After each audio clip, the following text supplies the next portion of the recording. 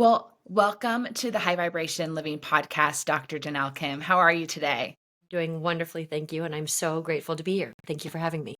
Me too. There's so much that I want to learn from you. The number one thing that I'm so curious about, and I think it's so beautiful, and a what a life path to have chosen. You're a ninth generation doctor of traditional Oriental medicine. You didn't have to choose to go into that line of work, but you did. And I think that's really impressive to carry that family torch. I think there's so much there, and I really respect people in this day and age where there's so many paths that we can choose from that you chose to explore your family lineage and continue that practice. What was the turning point that made you decide, no, I got to go into this? I appreciate that very much. And that's absolutely correct. I mean, the premise of everything that I've been taught, that I now teach, really it comes down to many different principles, but as a human being, we all have a choice. And that goes for me as well. And anything and everything that we do happens to us, people we come across, the foods we eat, all the things. Having said that, yes, in my personal life, it is something that I've come, especially in my 40s here, after many decades of being a professional, but also growing up, I have come to recognize and acknowledge with so much gratitude that it is a little bit different than most, that I was born into this and I was surrounded by this. However, what I've seen personally in my own family life, that even if you're around it, even still, you do have to make a choice. And that was part of my upbringing. So naturally, and the truth, Whitney, I think this comes from lifetimes. Naturally, from as far back as I can remember, there was a part of me that deeply connected to that. I am so rooted in that, in the tradition, in that lineage. It is a duty to me. I believe that most people who have known me for my whole life would say that that was part of me since I came into this earth. And that's the truth. But even still, I could have lost it. So now, fast forwarding a bit to answer your question, it was really, I made the decision to go down this path to, yes, to take that role, that important role and duty, as I said, to be the first woman in my lineage, to be the guardian of our, what I call the three M's: medicine, which is the formulation, the understanding of food, everything having to do with the human body, mind, spirit in that way; movement, moving meditation is what I teach based on Qigong; and living meditation, which is the mindset. And so those the three things I decided to really have them become me and then start going on my path to what I do now when I was about 19, 20. Again, kind of in conclusion, this happened because while I had watched it for a lot of my life, just very naturally, our medicine, our philosophy, our movement, helping so many people, doctors would reach out to my father, to myself to some extent, even when I was young, and we would share different things. It was when I was 19, 20 years old. I grew up very traditionally, very academic. I was in college, and I saw a few situations, three in particular, a physical, that Western conventional medicine were having a very difficult time, trying to rebalance, for lack of a better way Yeah. of putting it. And I saw Eastern medicine, the medicine from my lineage, combined with the movement, combined with the mindset, because that is medicine, truly change their lives. And it really was like the flip of a switch, like a light bulb went off. It happened for me that way. And in that moment, and that's something I talk about and think about very often, these are the moments in life that if you're not paying attention and you're not plugged in and connected, you can miss them. And that's the truth for every single one of us. But when you feel it, and you're aware enough to feel that, and then it's scary, then you make that move. That's exactly what I had to do. I left my college. I went to study Eastern medicine. I mean, I was on my path to study Western medicine. And I thought to myself, I can always go back. And that's basically how I began and never looked back. So Are there particular things that now teach your children when it comes to Oriental medicine that your parents taught you? And we all have those moments, those lessons where we constantly roll our eyes. And then until we've lived a life, we realize, wow, those are really, I'm so grateful my parents taught me those tools. What are some of those tools that are rooted in Oriental medicine that you're now teaching your kids? absolutely. Oh, I love this. And sometimes this like comes up later in the conversation. So I love that this is coming up in the beginning because it's so important. I have my two boys, 7 and 11, my Vince and my Jackson, right? And they are strong and they're wonderful and they are boys. I very much implement and root in them everything that was passed on to me in my own way. And the truth of the matter is when it comes to, let's start with, like you said, the traditional Oriental medicine as we would think of it. So to me, which I know you're huge on, Whitney, food is the best medicine. Huge on that. Of course, I'm half Korean. I should have mentioned this. My mother's American. So I'm like a mix, East, West, old, new, from the moment I stepped onto this earth. But food is the best medicine is something that is incredibly important to me, even though I make the supplements and the skincare and all the things. And that is definitely something starting there I instill in my boys. I am all about balance. Remember, I am of the Tao. The three M's, the three pillars are rooted in the Tao, the universe equals yin and yang equals balance, for those of you who don't know. Everything within balance. And I raise my boys that way. If they want to go and eat the hot Cheetos or whatever it is, or the Takis are so popular now, it is not my favorite thing, but I will allow them to have that certainly at times. Here's the difference, right? So this is the best way I would like to answer in this way is that I teach them the difference. They do eat very healthy. They eat very balanced, and I constantly communicate with that with them. So I remember times, I'll answer it in this way, that they'll go and eat a whole bag of gummy bears and all these chips, like say we're traveling, we used to travel a lot, and I would tell them, you're going to get sick because you're not used to eating this and it's not good for you. But once in a while, my parenting style is go for it. And sure enough, I'll never forget my son, Vince. He got very sick. Yeah. I was able to fix him. That is what I do. And I looked at him and said, what caused this?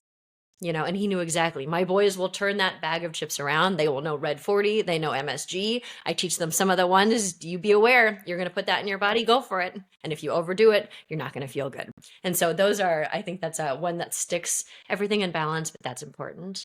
And then the third pillar, that mindset, the living meditation. I won't go too far into this right now, but that's a huge part. And to me, that is medicine as well, that I instill in my boys. That understanding of not just balancing within yourself, but now how do we balance with people and circumstances around us? So that's huge as well. Yeah, the mindset one is always the challenging one. Of course. Because how you're supposed to shift your thoughts, but sometimes it's hard to implement them. Of course. Is that where it's a great time to use herbs or natural medicine or acupuncture or something to help solidify the shift in mindset that you're trying to make? Absolutely. Everything that you just said, you can utilize. Interestingly, when we're talking about kids, I'm a little bit different when it comes to children, that I'm not trying to give them so much because their bodies are still developing and so pure and functioning at such a high level that I don't give them more than they need because they should just be getting it from their food. Interesting, a little different than adults. But Yeah. even when it comes to adults, while yes, certain mental, emotional, physical imbalances, right? Definitely take the things, put on the things, I do all the things, of course. However, I'm going around the country right now, making it a very strong point that one of the greatest medicines, I already said mindset, what I call living meditation, every moment checking ourselves, purifying, reflecting, and balancing. That's living meditation. But the other pillar is movement, and that is breath work. That is Qigong, what I call Myung Sung moving meditation. That comes from my lineage, but it's all rooted in that.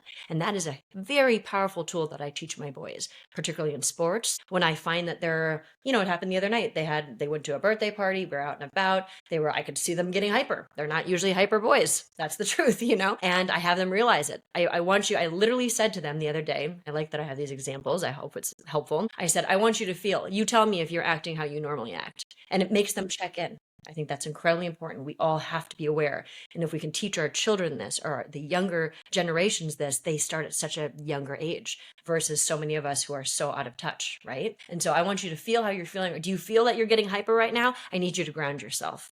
I need you to take a deep breath. I need you to root yourself, or you're going to get in big trouble. Or I'm going to take the candy away. Or that's the Asian, it's a little intense. But the point being that moving meditation, as you call it, with your breath, and certain movements that you can do can be some of the most, in my humble opinion, what I've been taught and what's been passed down for generations, can be some of the most powerful to do quickly, if that makes sense.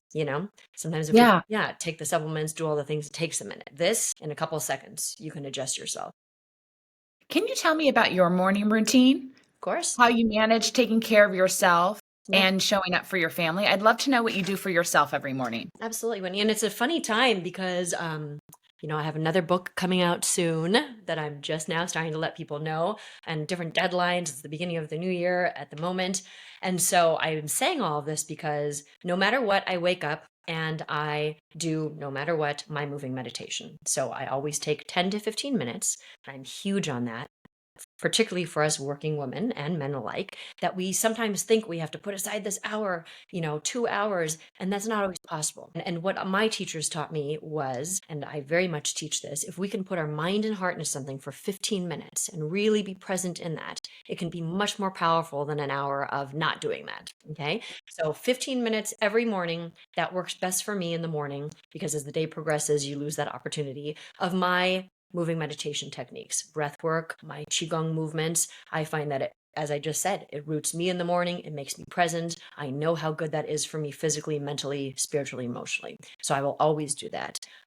Movement, actual seated meditation. One thing that I do teach that not a lot of people I have found know in the Western world is that one of the most powerful ways to get into a deeper seated meditation, even just calm your mind, is by doing movement first. And so part of my routine in the morning will be about 10 to 15 minutes of moving meditation, and maybe even 3 to 5 minutes at that point, because I've already centered myself, connected to the universe in that way. And so when I sit down for 3 to 5 minutes, that's what I need of the seated Yeah. meditation. So giving a couple tips and also what I do. And then the morning begins. I wake up my boys, I make the breakfast, I put out all of our supplements and move throughout the day.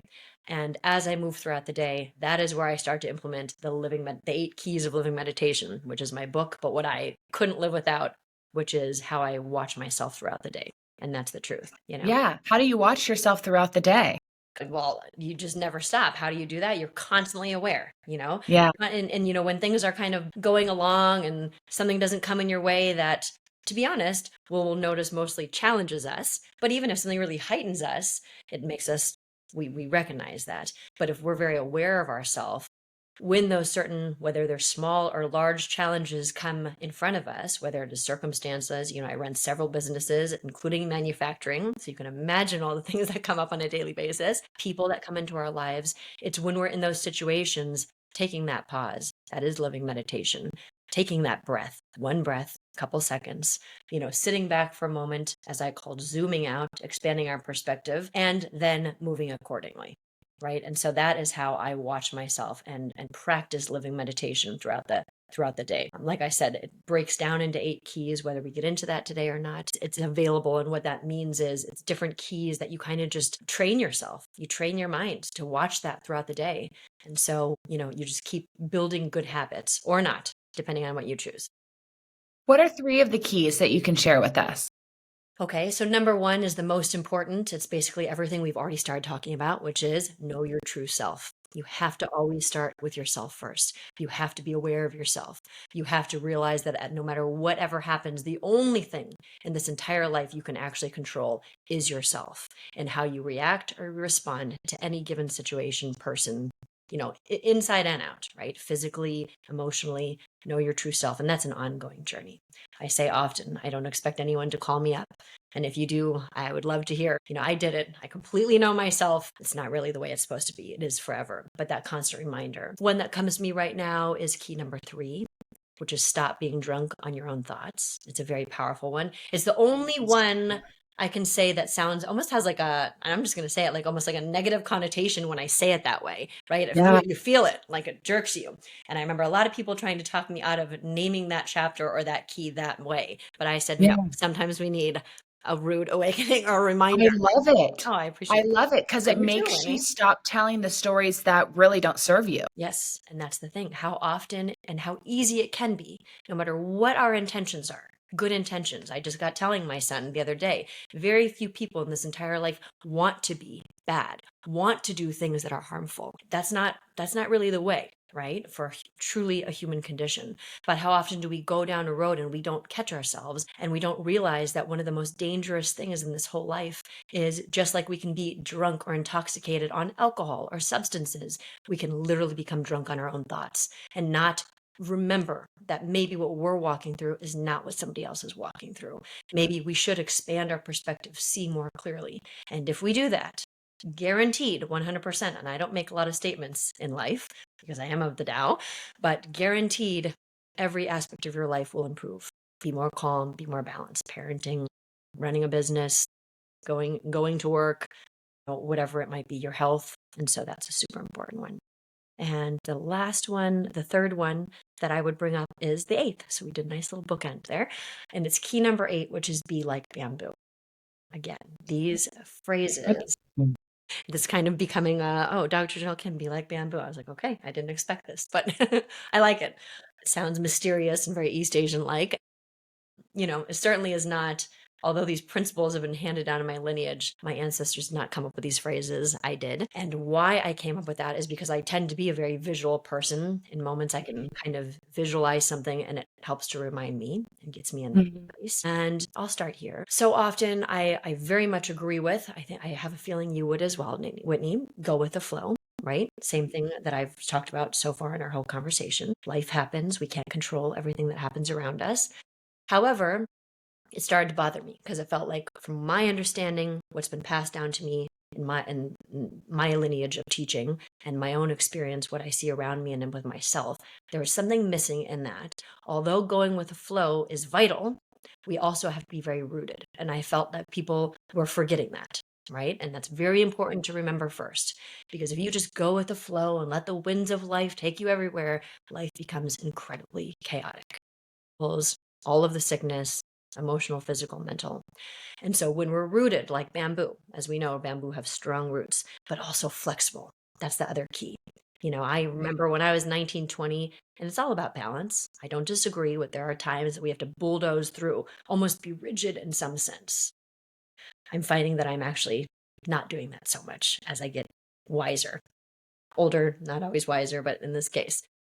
What I started to really feel and experience in my own life and around me, which is where I named it this, is that we must be rooted in who we are, constantly ground ourselves in this life, right? All the things we just talked about, but also how important it is because we feel, and we see this a lot right now, that in order to make a point, right? It's back to that drunk on your own thoughts. We have to be rigid. We have to be strong. We have to bulldoze through. Okay. I'm a martial artist. I get that. But actually, one of the most powerful things in this life is learning to be flexible. I would go so far as to say that it is more powerful to have softness in many ways. It's a lot harder in many situations than to bulldoze through and be so rigid. So just like bamboo, when the storms come and hit, you can picture bamboo can go all the way to the ground no matter how strong those winds. And when the storm passes, it bounces right back. And we're no different. And if we look at life that way, it will just be so much more calm, filled with happiness. Not all the time, but we'll find that much better. So those are the 3 that I wish to share. And the last one you shared is so perfect for 2025 being a 9-year, Yes, being a year where, there may be lots of storms, right? but it's all for the evolution of all of our spiritual and highest good. We will all come out of 2025, more spiritually flexible, Yes, and so that's a nice visualization that people can reflect on throughout the year, that no matter what comes their way, they can bend and move in the wind, but they will bounce back. absolutely. Absolutely. And it's a reminder too, because that felt so strong when I'm saying that, because I feel so strong sharing that. But also, the beautiful part of it is a reminder that everything is going to be okay. You know, we really do have to give ourselves that grace that by being like bamboo and learning to be flexible. And I love what you just said about 2025. There's a lot of things that have already happened at the beginning of this new year that have put a lot of people in a lot of challenge. And I cannot even imagine, nor can I speak for them, but in those moments, reflecting on all parts of every one of our lives that, we've walked through things before, we will be okay. We will be able to walk forward because as human beings, we are miraculous in many ways. So it's comforting. Well, another thing that I find just so fascinating about you is that you're the custodian of herbal formulations that have been passed down within your family generation after generation. You're the first woman to hold this responsibility. When you say herbal formulations, what does that mean? That's beautiful because I say that often. People assume right away and totally understood, as I am a doctor of herbal medicine, literally the ingredients, but the truth is my day job, as I call it, what I've been doing for decades now, herbology and herbal medicine is of course the study and understanding of that plant medicine, right? Which is very much coming back and integrating into our modern world right now, as it should, thankfully. It's a lot of hard work for many of us over however long. But true herbal medicine and what's been passed down in lineage doesn't stop there. It's also, when it comes to food, it's that same understanding. It's like the perfect recipes, right? And so true herbal medicine, when I go to formulate skincare, that's why brands come to us. When I go to formulate internal supplements, when I make food, eat food, it's all that same principle of going back to, let's talk about the herbs for a second so it's easier to understand. They have to be synergistic. They have to like each other, like a recipe, like when you're cooking. Yes. Your Yes. grandmothers, you know this very well, Whitney, probably much better than me. When you're cooking, you're making these recipes. It's the ingredients that you use, the quality of them. It's the dosages. It's where they come from. So much goes into this. And that's Mhm. actually what's been passed down for so long, And then furthermore from that formula, then it moves to the person. What kind of person are you? In Eastern medicine, Mhm. I'm sure you're aware of this. One of my favorite things, I should speak on this more often. I'm going to find moments. But, when it comes to Eastern medicine, even the way we eat depends on our constitution, the type of person we are. The way we eat depends on whether it's winter or summer. And that is how we take care of ourselves. When doing formulations, it's the same thing. How do we create the most balanced formula for myself, because I'm a contract manufacturer, meaning I make products for brands that are carried and bought by many different people? How do we Yeah. use the most effective, high quality ingredients, both old and new, right? And make it in such a way that the body can absorb it properly. Yes. That's Yes. And I was going to give the example to the audience please. is okay, so you see on the counter a turmeric supplement, and you know turmeric's good for you, so you grab a turmeric Yes. supplement. Love But this. your body's not going to absorb it. In order for your body to absorb turmeric, you need to have fat. And there is also a lot of saying that the black pepper will help you absorb it even further. So that's why, making a curry, it's Yes. such a great way to eat your turmeric because you're getting the natural fat from the coconut oil or the coconut milk, or if there's any meat in there, you're Right. getting black pepper. Yes. It's all balanced together so your body can absorb it. And that is the understanding that you know how to put certain herbs and tonics together. Yes. So when you do consume it, your body actually absorbs it. It's not moving through your system. Yes. Otherwise, you're just, you're eating your money Yes, for no the good truth. reason. And furthermore, hopefully not, but it happens, it can actually start to be harmful. Because if you stagnation is the ultimate culprit, thinking, Yes. physically, emotionally, all the things. Yes. Even when certain things do not absorb properly in your body, the hope is they eliminate, but sometimes they stay in your body. Oftentimes. And that's not good for us either. So I love that we align on that, because not a lot of people in our modern world understand that aspect.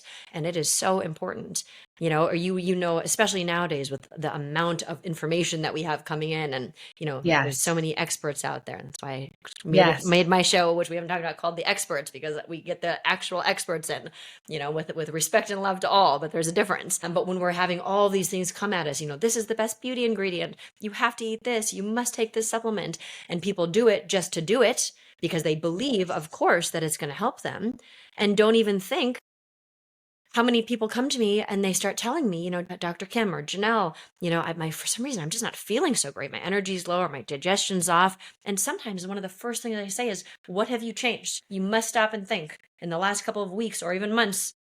Weeks, usually they can remember better. What have you adjusted? And it could be the supplement that you thought would be the greatest new thing for you. And by the way, you're not taking it properly, or it's not good for you. And actually, Yes. it's making you not feel good. And that's what's so beautiful is there's a recipe in every culture. Yes. So if the recipe that you're taking from one culture isn't working for Yes. your body, there's another one out Yes. there. So, every country has, and that's what I thought was so beautiful because I went to a more holistic culinary school, and that's what I was fascinated by, was learning that like every country has a kanji. Every My country favorite. I love that you're has. saying this, Whitney. People don't even. I tell people about kanji all the time. I'm sorry. I love kanji. I love kanji. It is one of the best medicines. Let it be known, like possible. So I don't want to cut you off. Yeah, and there's 50 million Yes. versions of it Yes. just within Eastern culture of what you Yes. add to it in order to heal what you need to heal. Absolutely. Whether you're keeping it simple, you're just adding seaweed, you're adding fish, there's, 50 million versions of kanji. Yes. And that same slow cooked dish exists everywhere. It's like bone broth exists everywhere in every Yes. culture. Absolutely. And there's a reason for that. And you use what is local. Yeah. and it heals you, just like every culture will tell you that in the middle of winter, please eat soups, Yes, like not just to thank warm you. your body from the Yes, inside out, but to right, hydrate the body from the inside out, absolutely. For to those who aid don't the know, digestive fire. please, sorry, Whitney, you got cut off for a second there. Kanji, for those who do not know, but your whole community probably knows, but maybe not everyone in mine, is rice porridge. It's very simple, but also rice, it's not just, yes, it's warming and even picturing it, right? If we can picture that, it feels very calming to the body. It's easy to digest, but also rice. White rice is a Chinese herb. It's one of the most important herbs in Materia Medica. It is nourishes and tonifies, so strengthens your spleen and stomach, literally your middle, right? Particularly your spleen, right? And that's what you were just touching on, right? So, especially in the Western modern world, we tend to eat very cold. In Eastern and the ancient traditions, you don't see that very often. You won't see a lot of raw vegetables. You won't see a lot of juicing.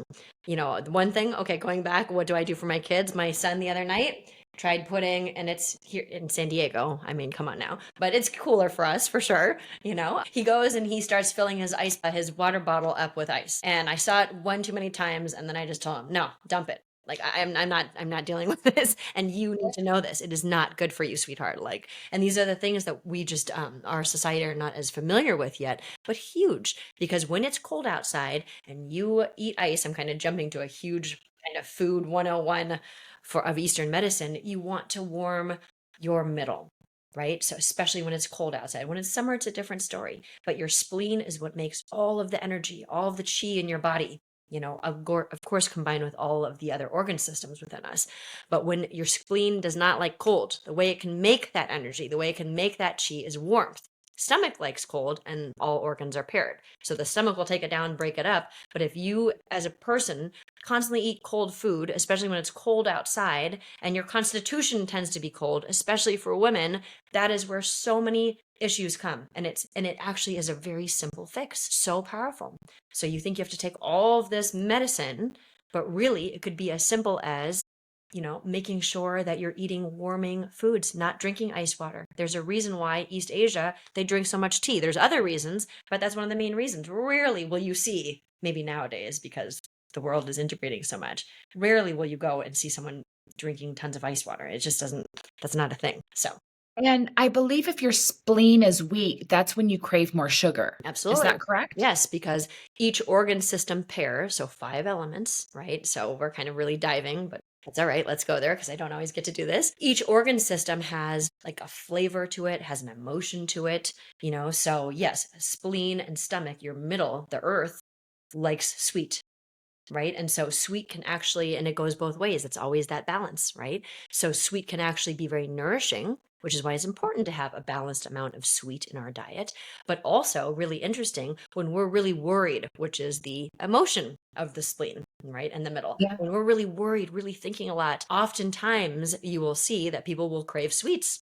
Or when you're really tired and you're drained of energy, you'll look for sweets. Western medicine acknowledges this too, right? Because you're looking for energy, sugar. Yes. But in Yes. Eastern, different principle, you're looking to that because it nourishes that organ system. And so that's where you can literally hurt yourself and heal yourself within your own daily regimen.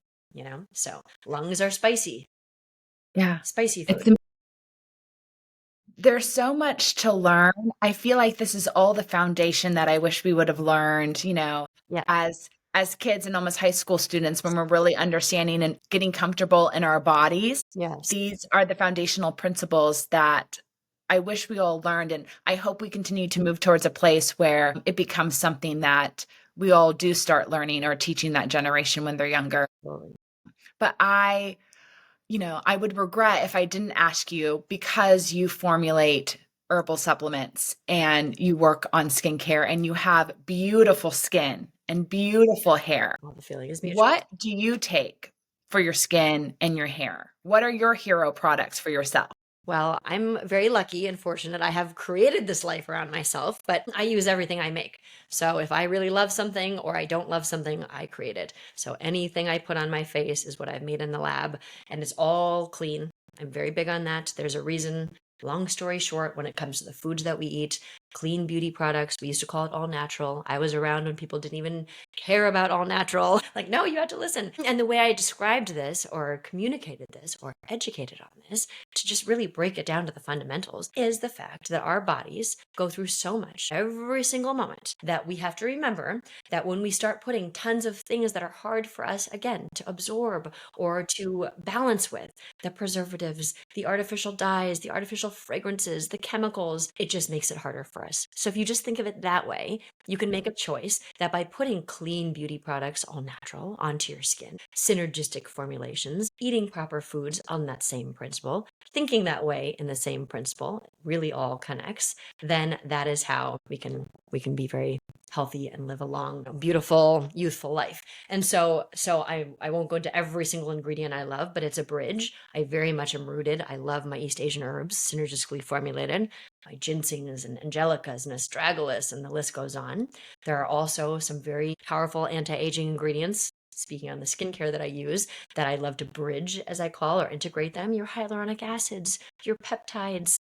There's NAD right now, which is coming out with that is a very cutting edge biohacking Yeah. ingredient. But I agree. In fact, I will be coming out with, you're the first that I'm announcing this, a few of my hero products, if you will, for those who do not know where else to get the products. They've been asking me forever, and I'm finally doing it after 20 years. And in my own serum, because I'm only going to do a couple products for the face, maybe a supplement. We'll see where this goes. But Do a supplement. Do a thanks. supplement. All right. I will do it. I know it. How could I not? In beauty from the inside out, that's the whole thing. But I'm saying all of this to let you all know, but even in my own serum, it's one of my favorite serums, filled with my bee bung, like my secret herbal formulas, because this is coming directly from me of the incredible ingredients. But I'm also adding NAD because I agree. I know that it synergistically combines based on principle and experience with this ingredient. So that's kind of how I look at, not to name every single brand out there, because I can't really do that, but that's how I look at skincare. I hope it's helpful. Clean, make sure you know how it's formulated properly. And I'm all about bridging if it's done correctly. The East, the West, the old, and the new. And definitely the way I eat is my number one medicine. And following living meditation. Those are the things that I do. And same for hair. I make hair care. And so, same principle I just said for the skincare is how I create the hair care as well. So, For hair care, yes. there's so many options out there for women right now to Yes. grow thicker, stronger, Right. longer, beautiful hair. Do you believe in supplements? Do you believe in topical treatments? Do you like a combination of both? I like a combination of both. Absolutely. In Eastern medicine, because I love giving this kind of information, hair is an extension of your skin, right? So if we increase circulation of blood and of chi, of our vital energy, that is the number one way, principally, that our hair continues to grow.